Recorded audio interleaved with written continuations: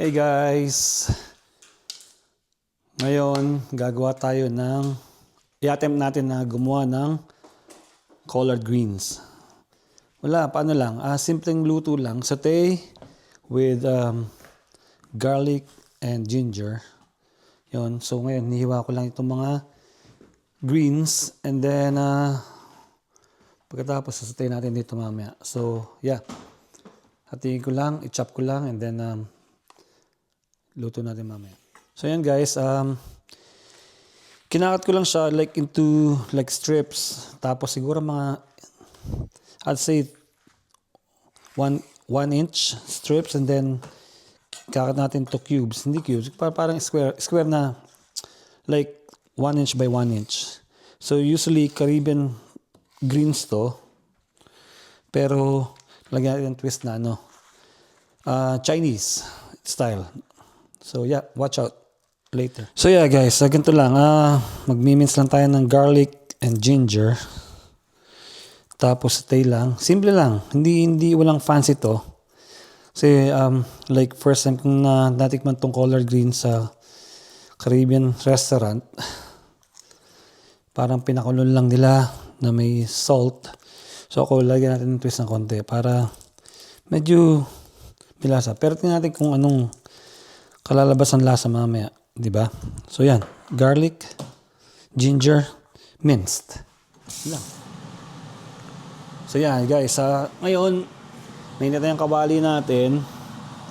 Lalagay tayo ng mantika. Tsaka few drops ng sesame oil. Kunti pa, yan. So painitan lang. Sauté. Actually, kailangan natin ng salt and pepper to taste. Yan lang. Itong garlic and ginger, mince lang siya. Okay.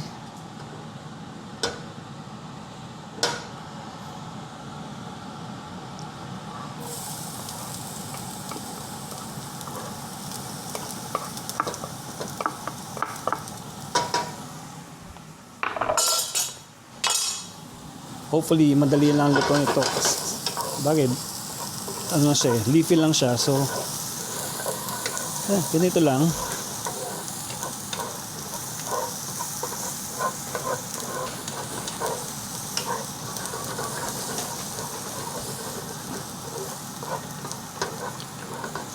Golden brown.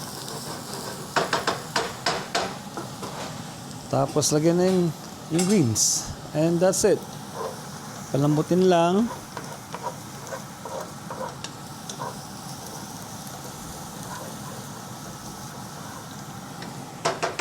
Okay, lagyan natin ito.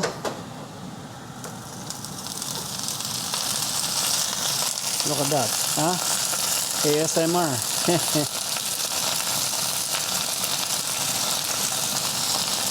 Right? At ng tunog, right? Okay. Pepper.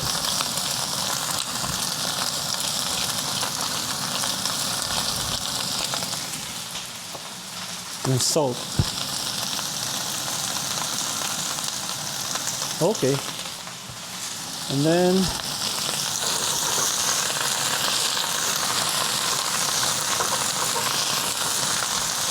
halo-haloin lang.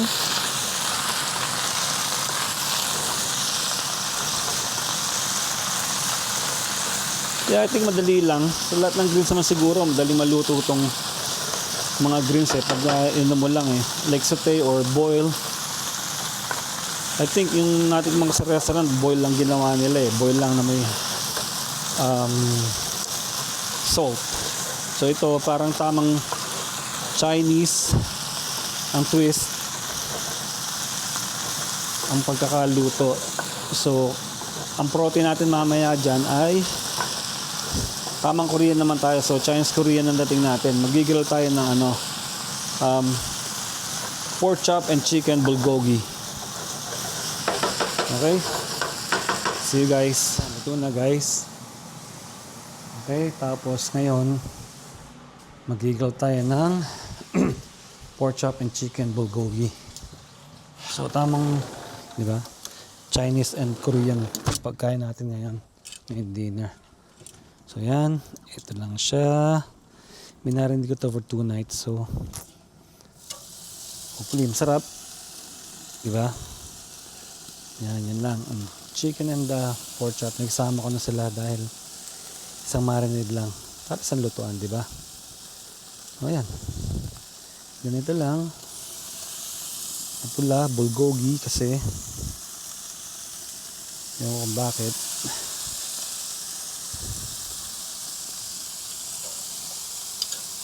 Yeah.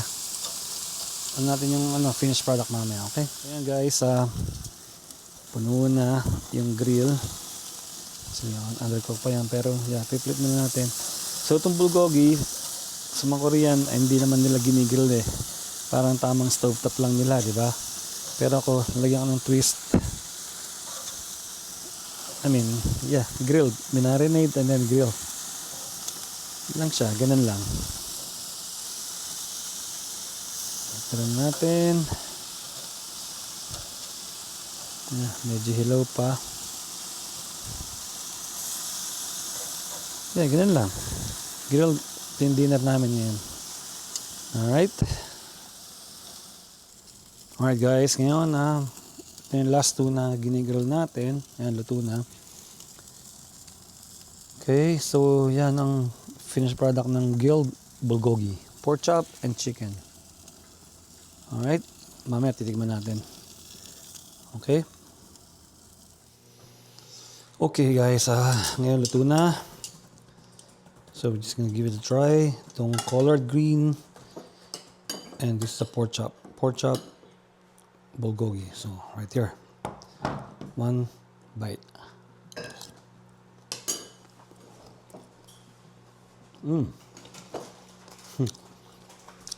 Nagmimix Chinese and Korean inside my mouth. Good. I like it.